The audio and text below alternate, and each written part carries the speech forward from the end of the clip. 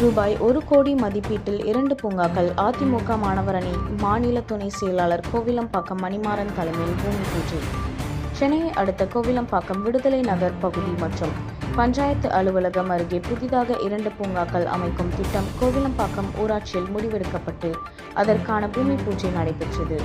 1 கோடி மதிப்பீட்டில் அமைய உள்ள பூங்காவிற்கு CMTA மூலம் ஒரு பூங்காவிற்கு 29 லட்சமும் மற்றொரு பூங்காவிற்கு 23 லட்சமும் வழங்கப்பட்டுள்ளது.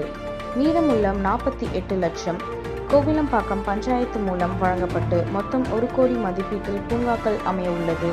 அதற்கான பூமி பூஜையும் நடைபெற்றது.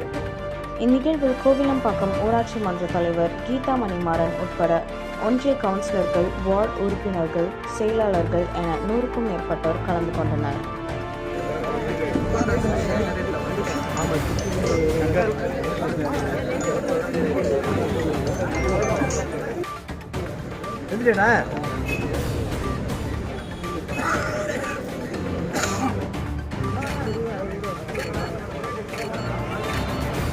ஜேனியஸ்க்கு அவன் வேறு கேட்பான்.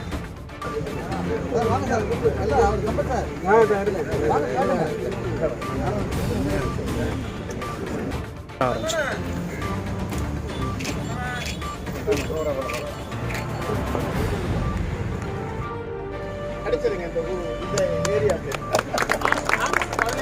நாடு சுதந்திரம் அடைஞ்சதுன்னா இன்னைக்கு ஜூலை 10